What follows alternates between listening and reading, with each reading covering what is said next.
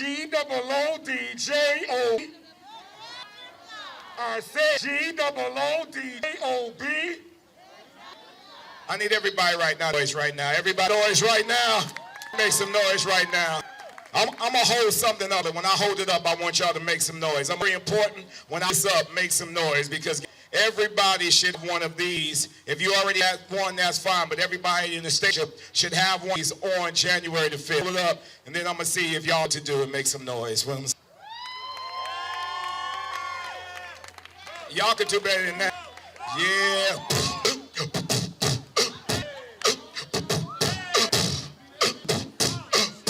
V-O-T-E.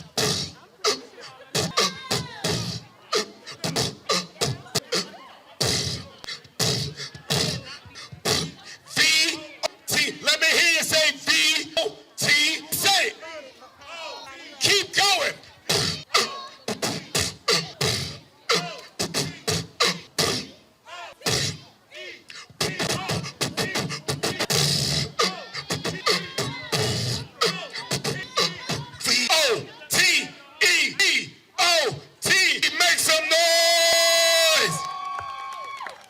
Y'all notice I keep the mic because we keep everything sanitized. How many of y'all know after January 5th we're going to sanitize the Senate? We need to sanitize. Somebody say Senate. Sanitize the Senate. Yeah, listen, I need to do me a favor. This next individual she helps to certain that there's equity in the district office. Come on now. Come on now. Equity in the district's office. I am so to bring her up at this time.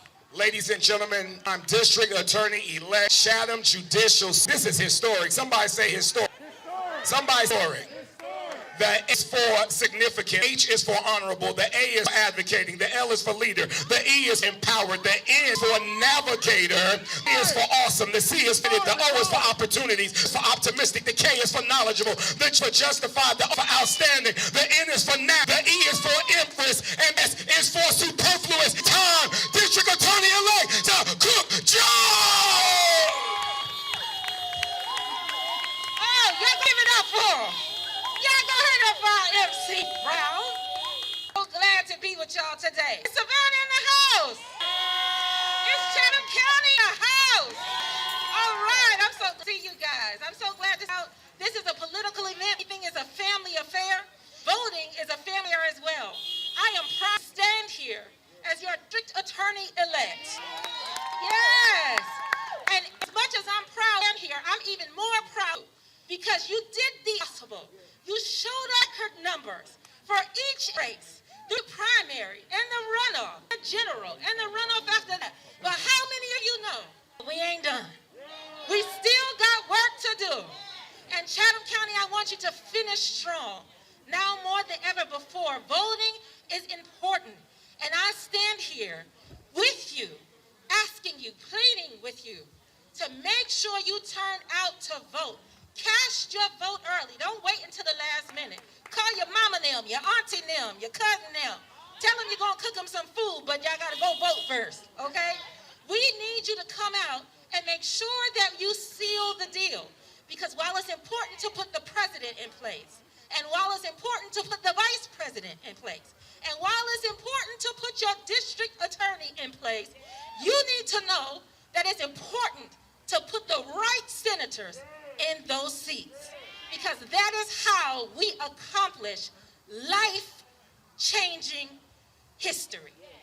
You are part of history today, and I with you will be running to this finish line. So Chatham County, if we're going to finish strong, I'm going to ask you, if we finish strong, I want to hear you say, yes, we can. Yes, we can. Can we finish strong? Will we finish strong? Will we finish strong on January 5th? Amen. Let's do it, Chatham County. Thank you for having me. God bless you, and God bless Chatham County. Y'all give it up for our District Attorney-elect. Show your love. Yes, yes, yes. How many of y'all know you can't keep up with the Joneses, baby? You can't keep up. We're bringing equity to the District Attorney's office. Somebody say equity. Somebody say equity. That's right. At this time, I want to bring forth an individual who's been on the front lines of advocacy all of his life. And he's going to come up and bring greetings. I want you to show your love for Reverend Leading Leonard Small.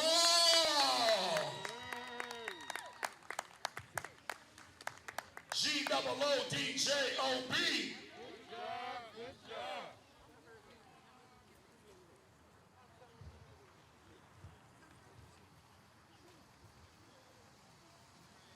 What y'all know about elections? If you don't show up, you lose. If you don't vote, shut up. We hold these truths to be self-evident. It was a lie when they wrote it, but they shouldn't have wrote the check if they wasn't going to have no money in the bank. And I'm here to tell you right now, I've been all over the planet, all over the globe, to every kind of fight, from South Africa to Palestinians to Southeast Asia.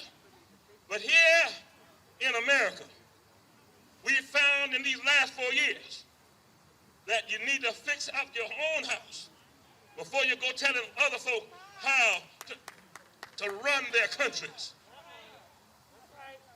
We've got a president that was elected, and he's being fought for one item, one idea: white domination. Don't fool yourself. It's not about abortions. They just want to stay in charge in a country that told a lie that said all men are created equal. Now, it was the truth, but they were lying when they said it because they went home to slaves. But you shouldn't have said it if you didn't mean it. And whether you meant it or not, we've got a little boy. See, because every time I see Raphael, I see him this tall. Every time I see that face, I see it without glasses and without a beard. I see him running around in the front of my mama's beauty shop. His mama in there, and I don't know who was doing her hair, but all I'm telling you is, when I look at him on TV now, I don't think his head grew at all. He was a big head baby. So now I get to vote for a little boy I saw when he was this big, to become a member of the most exclusive club on earth, the Senate of these United States. It made me want to holler, throw up both my hands. It made me want to shout, thank God for Jesus. It made me want to run when I ain't got nowhere to go. I'm here to tell you, this opportunity cannot be wasted. We cannot allow apathy, don't care and won't care, to enter into this process. I put my vote in for a preacher's son. You don't hear me. Now, somebody don't know this, because you may not have ever got to hear it. She's old now, and she preaches no more. But Raphael came from good soil. Raphael's mama could preach till the church walls buckle. She preached, I'd be shouting out my shoes. And you can't come from that without certain foundations in your soul. We have an opportunity to let folk who would give all money to rich folk like this and have to debate all month to figure out a way to give somebody $600. $600.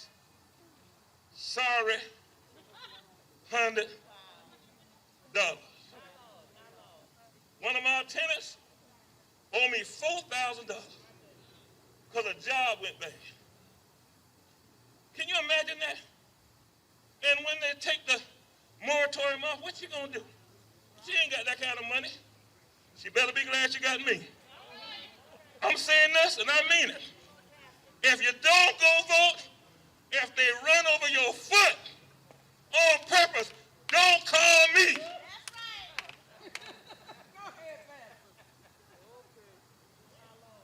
I have been pushed back, beat down, had justice snatched for me. I've been talked about when I was helping folk. Talked about by the folk I'm helping. But here's the deal. I decided to make Jesus my choice. And God may have. I told Keisha this the other day when she got a little frustrated. I said, maybe, Keisha, you were made for such a time as this. She dropped her head. Yeah, Pastor. Here's what we need to do. Gird up your loins. Get ready to run this race. God don't need no coward soldiers.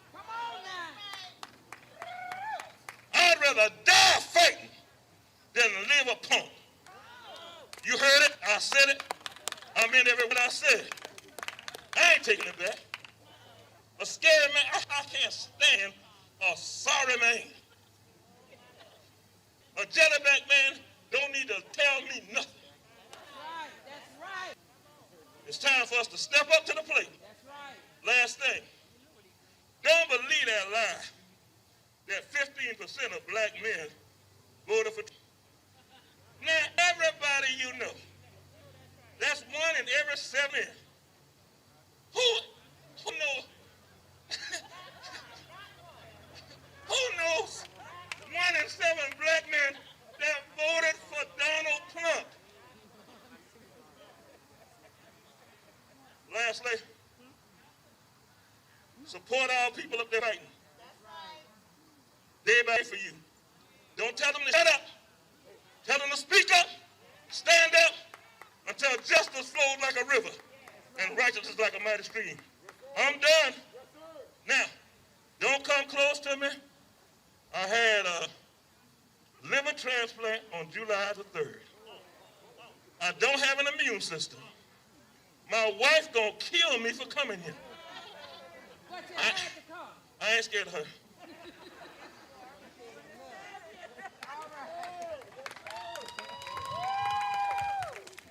Come on and show your love. Show your love.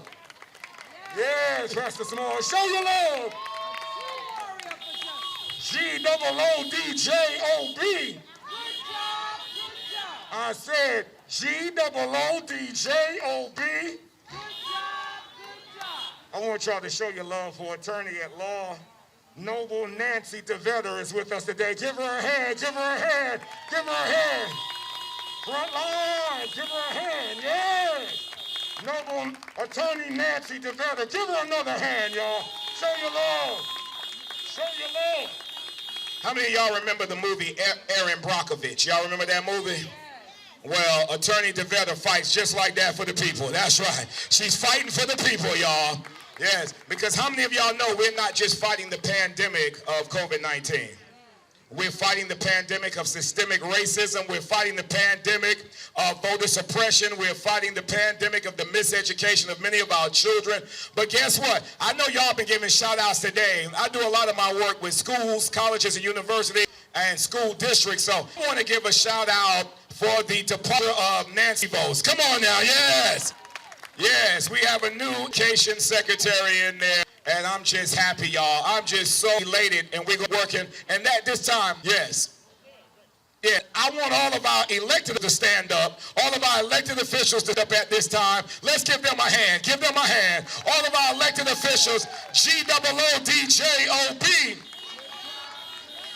And now at this time, I present to some, and I introduce to others, a trailblazer who started his journey in New York, a city so nice they named it twice, was a trailblazer at the Savannah State University, has always been on the front lines and advocating for children and young people. All right, his name is not car, his name is not motorcycle, his name is van. Because see, with a motorcycle, you can only fit 2 people.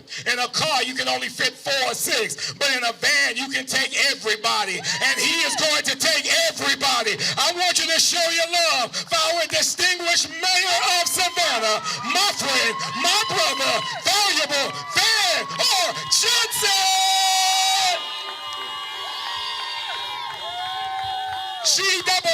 G-O-O-D-J-O-B. Good afternoon, Savannah. Good afternoon, Savannah. First of all, we're going to show some love for our beloved brother, our beloved son who has gone out and now motivates people around the world. Mr. I Am Possible, Mr. Keith Brown, show him some love. He is proof positive that from Savannah State, you can get anywhere from Savannah State. We are so glad that all of you are here. I promise to be very brief because you didn't come to hear from me. But I want to tell you one quick thing. Everyone knows already how important this is. And so we've been going around the state getting people to take advantage of this opportunity that they have. We've been going around the state to tell people that this is a monumental opportunity. How many of you have voted already? How many of you are waiting until? Okay. How many of you have absentee ballots that you have not turned in? Because at the end of the day, all this is about now is numbers. That's it. It's about now. It's about who shows up. If our folks show up, we win. If more of them show up, we lose. There's nothing else to it. And I know right now I'm looking, everybody say 26,000. I am looking for 26,000 mail or absentee ballots that have been issued. We have 45,000 that were out. We've gotten 19,000 back. And Clyde, the Savannah State, they taught us that 45 minus 19 is 26. So that tells me there's 26,000 ballots out there that people have not turned in. We need you to turn them in because that's 26,000 opportunities to win this race. So if you have them, turn them in. The drop boxes are secure. Go ahead, drop them in. Do not trust the mail. We love our postal workers, but right now the mail is too late. I'm just getting Christmas cards that were sent the week before Christmas. Don't trust the mail. Go ahead, drop them in the drop box, and make sure you're counted. Or, tomorrow is the last day for early voting. The last day, until 7 o'clock. So either you're going to stand in line until 7, or you'll be one of those rough and ready soldiers on Tuesday, and you're going to get in line, and you're going to stay in the heat, or if it rains, or it snows, until you get it done. Right?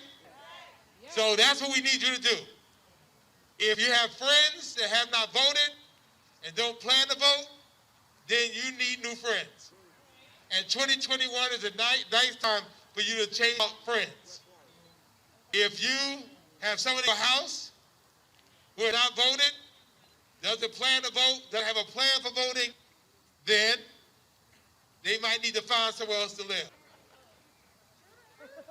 I agree. I'm just saying.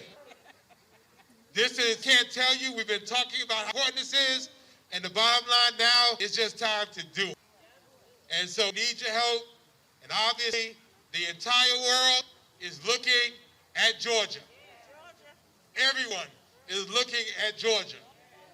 Many of us have prayed, Senator Jackson, for the Lord to put us in a position where our actions can choose our direction.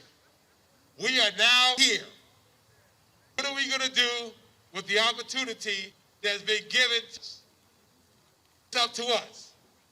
I'll tell you, although I won't tell you who I'm voting for. I can't read what it say. Why not? I'm not telling you that. But what I will tell you is we want senators that know Savannah is.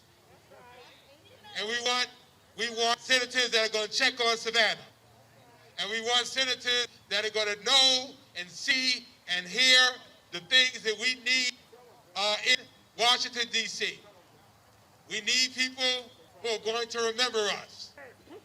And all I'm saying is we don't need people who fly over us to get to see Allen. That's all I'm saying about that. So what I'm telling you is that this is an opportunity, and I fully expect as you all turned out a year ago for me, as y'all turned out for Joe Biden, who I had the pleasure of voting for as an elector this year to be the President of the United States, and for Vice President-elect Kamala Harris, for the first time in history, Georgia helped make that happen. We're expecting, we're claiming that we're going to make this happen. So it gives me great pleasure and a great opportunity to introduce someone who really doesn't need any introduction because he's here so much, he might as well have a house here. We'll talk to him about that later. But he is someone who is a prolific author, prolific newsman, prolific political commentator. He's a great man of Alpha Phi Alpha. Desmond, you heard that? Great man of Alpha Phi Alpha. But more importantly, he is a man whose character, whose integrity, and his forthrightness has been to speak truth to power, no matter where that power is. And what I appreciate about him now is that he's moved from CNN, and now he's on Roland Martin Unfiltered. And I've had the opportunity to be on that show, and we have to support our brothers, and we have to support people who support us. So we're really glad to have him in Savannah. I'm helping him find the name of a person, a friend of mine in Atlanta. We're going to help him locate this person because he's back in Georgia, and we know he's looking for him. Ladies and gentlemen, let us do the right thing and show a Savannah strong love and applause for our brother, our friend, our trailblazer, Roland Martin. Y'all show him some love. We gonna start this thing alright. You all in the windows walking out. Come on, come on. Do it, baby, take it, baby. Do it, baby, take it, baby. Do it, baby. Show your love, Roland Martin! I'm living my best life. Ain't going back and forth. All right, Savannah, how y'all doing? I am glad to be back in the city. I have been here numerous times. Actually, I was here a couple of weeks ago with Black Voters Matter. I have been supporting Cliff Albright, Latasha Brown since they started the Black Voters Matter from day one. I would have them on the Tom Joyner Morning Show, on my TV One show, and now Roland Martin Unfiltered.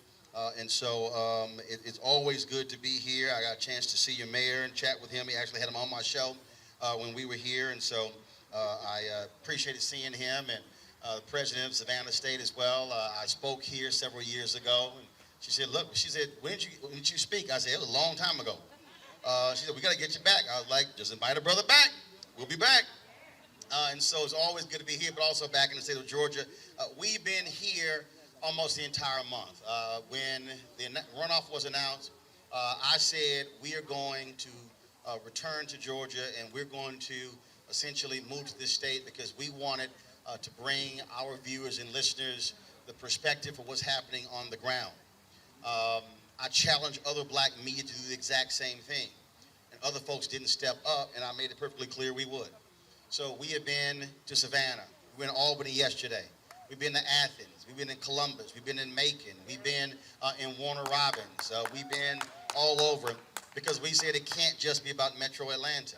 We want to be able to also hear from different people. And so we've had elected officials on. We've had mayors on, heads of boards of elections, community activists talking about the issues that matter in this state. We're live streaming right now. So if you go to our YouTube channel, which is youtube.com/Roland S. Martin, you can actually see this as well. And so earlier we did, for lack of a better phrase, a get out the vote crawl. And we hit about 5 or 6 different places, different businesses, going to see people, talking to them. Because what we have to understand is this is our moment.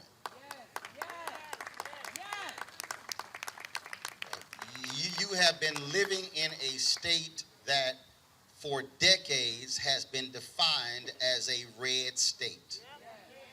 If you look at the black population in this country, we are located largely in southern states.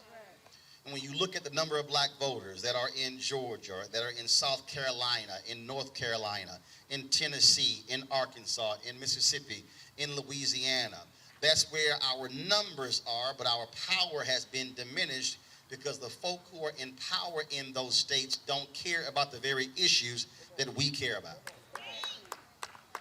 See, this is not a elephant or a donkey thing. This is not a red or a blue thing. This is not a D or an R thing. For black folks, it's a right or a wrong thing.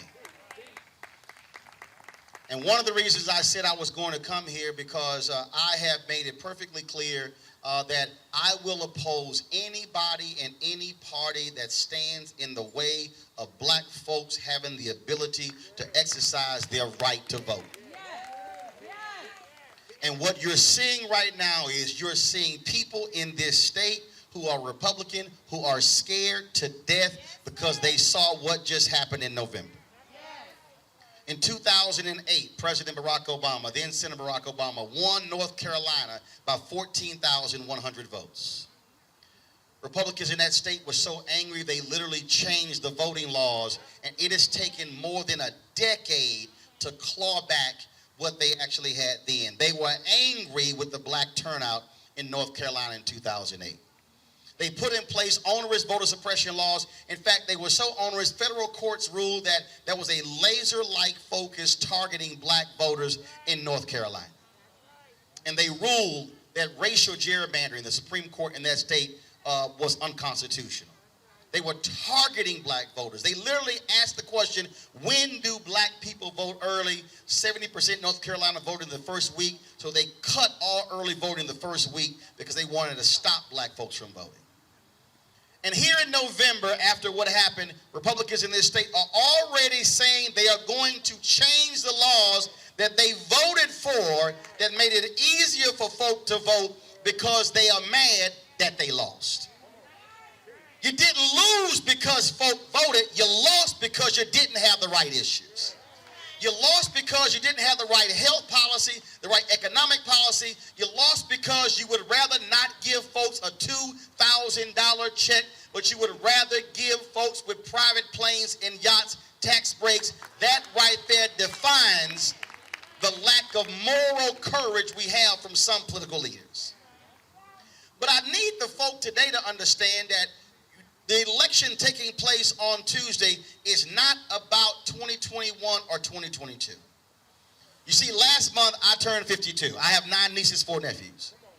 And so the work that I do today, my parents are 73, they work the polls, they are very involved in politics, but the work that I do as a journalist in terms of advocating for our people and using the power of the media is the same thing that Ida B. Wells Barnett did, Frederick Douglass did, Robert Abbott with the Chicago Defender, A.I. Scott with the Atlanta Daily World, exactly with the Pittsburgh Courier. They use the power of the media to inform our people to change the condition for the next generation. And so my fight today ain't about me and my pocketbook. It's about what kind of America my nieces and nephews are going to have when they are adults. And so that really has to be how we are looking at this election, is that when you go into that voting booth, you are not voting for you are actually voting for your children's children. Because see, we also have to connect the dots. Last election, I kept explaining to folks why it mattered who became president, and I had people who were saying, Roland, Trump, Hillary, they're the same. Then all of a sudden, Trump wins, and he appoints him and McConnell 225 federal judges. Appointed federal judges who would not even affirm whether Brown versus Board of Education was rightfully decided. Federal judges who don't believe in civil rights. Federal judges who do not believe in this strict constructionist view. And then, of course, you have a son of Georgia sitting on the Supreme Court who somehow don't even realize that he is black and understands the issues that we are facing. And I got no problem saying it because, see, let me be real clear. I don't care whether you black, whether you white, Latino, Asian, Native American. I have a very simple standard philosophy. If you do good, I'm going to talk about you. If you do bad, I'm going to talk about you. At the end of the day, I will talk about you. And so that's how I've always operated.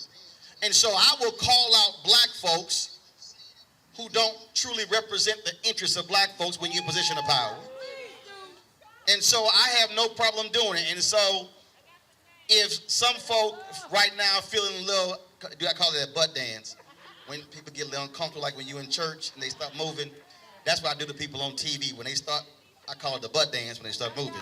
Because I ain't got a problem making folks real uncomfortable. And we have too many of our people right now are not uncomfortable, but they're comfortable. And so many of us are also unwilling to talk to other folk to explain to them why these elections matter. And I understand the people who say nothing has changed. I understand the people who say, well, I haven't seen any noticeable difference. But first of all, but that's also a lie. Because the reality is we have seen changes. We haven't seen enough changes. But one of the reasons we have not seen enough changes is because we've had too many people who have said, go vote just because, without explaining to folks why they need to vote. And then once the election is over, using the exact same power to then hold folks accountable who we either elected, or if our person didn't win, still challenge the winner to say we are still constituents. I'll give you an example. When Loretta Lynch was nominated to be Attorney General by President Barack Obama, the Republicans would not vote her nomination. And all these sisters were going to Capitol Hill putting pressure on the senator saying, confirm Loretta Lynch. They had Deltas showing up in red and white because they were supporting their soror. They had AKAs, they had other sisters there. And I kept asking, why do I keep seeing all these sisters going to Capitol Hill? Where are the brothers? I hit all of the black male civil rights leaders. I was like, where y'all at? I said, how you got all these sisters going to Capitol Hill fight for Loretta Lynch, and all y'all male civil rights leaders, y'all ain't organizing brothers? So I called Pastor Jamal Bryan and my frat brother Jeff Johnson. We were all talking. So we said, we gonna do it. So we put a call out and 200 brothers showed up. Now let me tell y'all something. This country ain't never like when two black men walk in a place together. Y'all should have seen the Capitol Hill cops that were out we got no advance notice. 200 Negroes about to show up. Well, they were like freaking out. And the white reporters were going, what's going on? I'm like, what? We just showed up. Other groups come to Capitol Hill. Why can't we just show up? So we went to the different offices of the senators. And here's what was amazing. Most of the brothers who went there, they had never been to Capitol Hill. They live in Virginia, D.C., and Maryland. They had never been to Capitol Hill. So we go to the office of the late Senator Thad Cochran. And we walk into the office. And like I told y'all, when 200 black men move at one time, folk get nervous. So we walked in and they were like, yes. I said, well, we here to see Senator Thad Cochran. Do y'all have an appointment? No. Well, we got to make an appointment. No, we ain't leaving. We stood in that office and we said, we're not leaving. And then there was a sister who was with another group. She said, we have 20 minutes with the senator. We'll give 10 of our minutes to them. The woman at the team, she said, you can't do that. I was like, it's they 20 minutes. What you mean they can't pass it on somebody? So I said, we're not leaving. We finally got our meeting. And the reason we had to press him because when he ran against another Tea Party Republican, black people crossed over in the Republican runoff to vote for Thad Cochran over the Tea Party guy. See, if anybody tell you black people not politically astute, slap them, please. Because black folks are smart enough to know that if I got to choose between that Republican and that crazy Republican, I'm going to pick the less crazy Republican over the crazy one, and that's actually what happened. So we had to remind Thad Cochran that black people were the reason he got reelected. And we stood in that office, and I said, Senator, we fully expect you to vote for Loretta Lynch because black people put you back in office, so therefore black people expect for you to vote for Loretta Lynch. He said, well, I've already made up my mind, and I'll reveal it on the day we vote. I said, well, we fully expect you to vote the right way because I do want you to understand that we'll be back if you don't. And these brothers, they were looking, they said, I ain't never seen a brother just threaten a white U.S. senator like that. I said, well, hell, I ain't afraid. I said, but we need him to understand we will be back. I'm saying that because the election is end of one process at the beginning of another. So all of this intensity we have to keep this up after the election. And even if Ossoff and Warnock win, we can't say, hey, cool, they won. No, because now you got to do what you said you were going to do. And I'll be perfectly honest with us, a whole bunch of us got real comfortable after Obama won. And we didn't say anything, didn't do anything. Then we wonder why we didn't get anything. It's because we went silent. We can't be happy when somebody simply gets elected. We got to get happy when they do something when they get elected.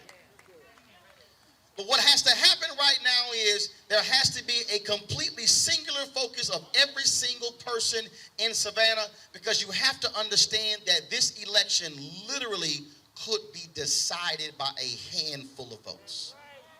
Joe Biden won this state by less than 12,000 votes. There are 159 counties in Georgia. If you do the math, he won this state by 75 votes in each county. Think about that, 75. That means a small church congregation was the difference in the entire county. Sherry Beasley, sister, Chief Justice of North Carolina Supreme Court, just lost her race, her re-election race. She lost by 400 votes. A Republican just won a congressional seat in Indiana by 6 votes. Trayvon Martin's mama ran for Miami-Dade commissioner. She lost by 315 votes. In 2018, the Virginia legislature was decided by a coin flip because there was a tie race. They literally were tied. That if one extra person had voted in that race, that person would have won by 1 vote. So I'm saying that because when you encounter somebody who says, I don't know about voting, that person could very well be the determining factor as to whether or not Ossoff or Warnock wins or loses. And we have to look at each vote that way, because if you add that person with that person and that person and that person in each neighborhood, in each community, in each city, then across the state, then all of a sudden you look at the difference when it comes to these elections. And see, you also have to just focus on what's happening here in Savannah.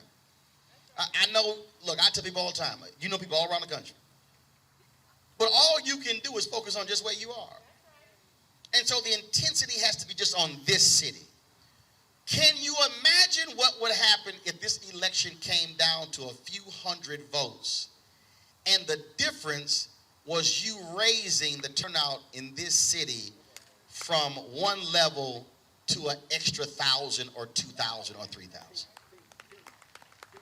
It's literally that basic. Ask any elected official, they will tell you. It's about every single vote. They running all these ads. Look, folk know whether they're going to vote for, who they're going to vote for. The real issue now is, will they vote or won't they vote? And there's some people who are African American, who are male, who are young. You got sisters, and they say, man, I don't really know. If you got to spend 15 minutes explaining to them why they must vote, take the 15 minutes and walk them through, because the difference is going to be whether or not student debt gets lowered. Black students leave college with double the student loan debt of an average white student, and if you wipe out student loan debt, you literally are changing the economics of the black community. Republicans have tried to end the Affordable Care Act for the last number of years. Trump wants to kill it. If Ossoff and Warnock wins, then you can see the Affordable Care Act protected, and the Affordable Care Act has had a direct impact on the health of black folks, with a number of our people who have been able to have health insurance because of that particular law. If Ossoff and Warnock wins, the George Floyd Justice Act becomes law, because it's already passed the House, it can pass the Senate. If Ossoff and Warnock wins, the John Lewis voter bill gets passed, and then we are able to fight voter suppression in this country.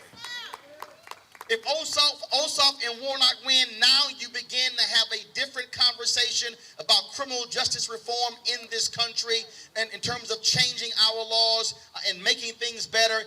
That's if that happens. But if it doesn't happen, here's what will happen. Mitch McConnell will vote on nothing. He will do what he has done for the last 4 years. He will block everything.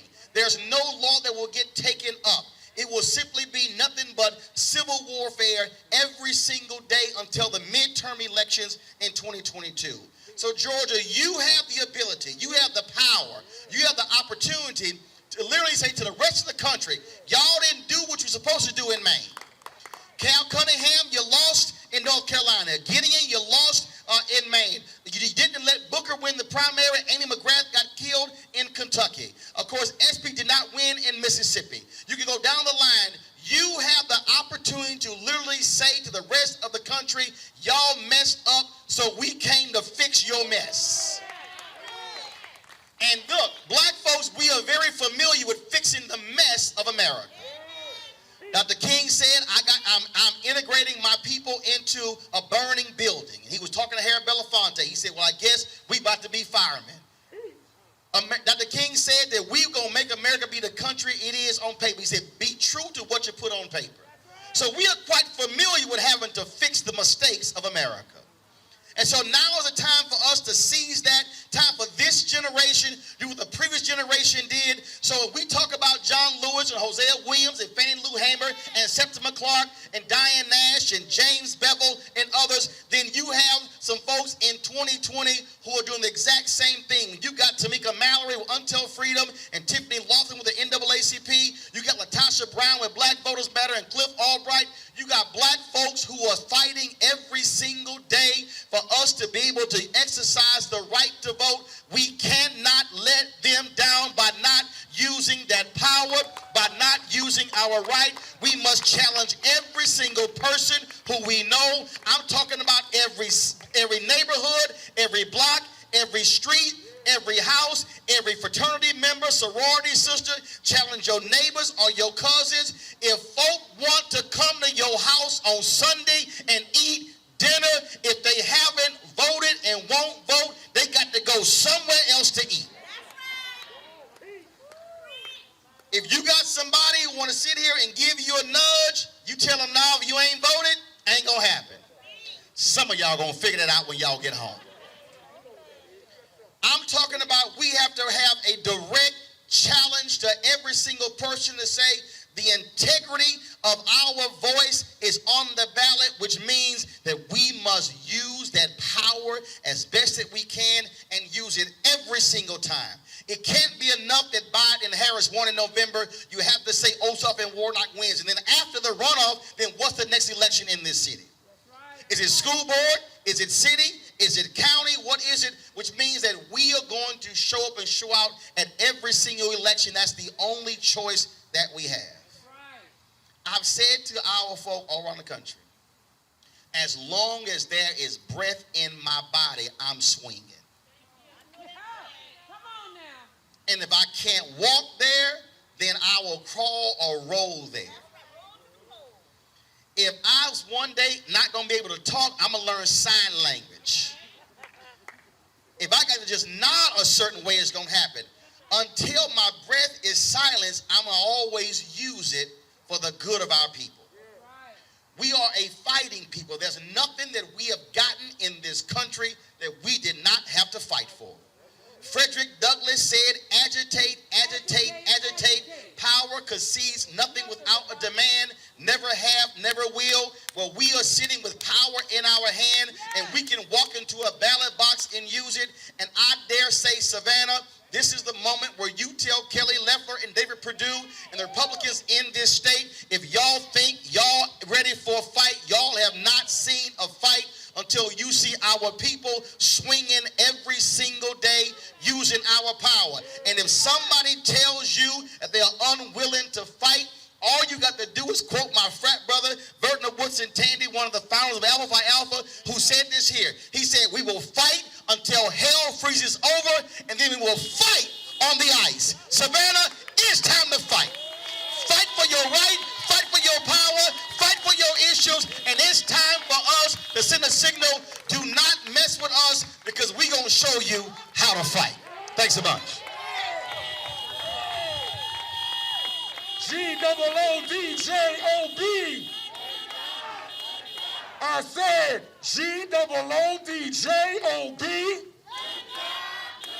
Let's show your love and respect it. Roland Martin! And I will remain standing as I bring forth the primary organizer rally today. I want for one who served. He has the nerve to serve, and he will continue to be the need to lead. I know who I'm talking about. Than our senator, leading Jackson.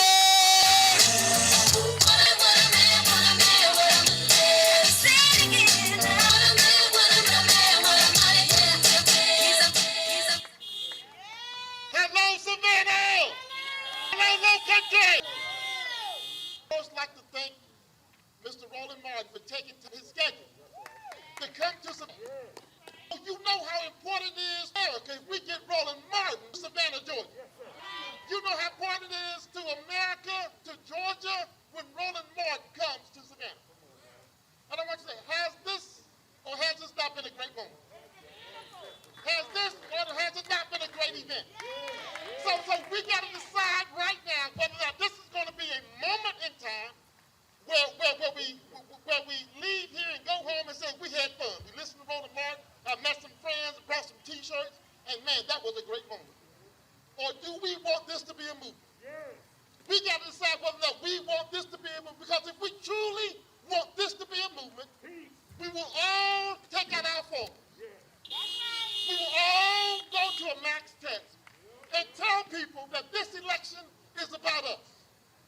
It's important that Reverend Raphael Warnock get elected. It's important that John Ossoff get elected. But more importantly, we need to change America. And if we don't vote, America won't change. If we don't vote, America don't change. So this needs to be a movement of Christians, a movement of working class, middle class, lower class, to change it. So pull out your phone, text all your friends, text your wife, text your girlfriends, text your husbands, text your boyfriends, and tell them we need a movement to change America. And vote for Reverend Raphael Warnock, and vote for John Ossoff, because I want affordable health care, because I want a livable wage. I want affordable housing. I want a better education for my children. So if we don't do it, then who? If it doesn't happen now, then we. So Brother Martin, thank you for being here today. Keith, thank you for putting this together. And Reverend Alan Maynard, thank you for bringing this event. And the pastor, Reverend Roland, thank you for using this church as a platform to spread this movement. And I know that Bishop Reginald Jackson is out there, who's the Bishop of AME Church. This is a movement to change America. But for America to change, Georgia must step up. And for Georgia to step up, Savannah, Chatham County, and the Low Country, Hinesville, Liberty County must step up and vote. So tell your friends that we did not attend an event this afternoon. This is a movement for a better America. This is a movement for better health care. This is a movement for our children. This is a movement for a livable wage. This is a movement to change America. And the change of America starts right here in Savannah. So tell your friends, we're moving. Thank you very much.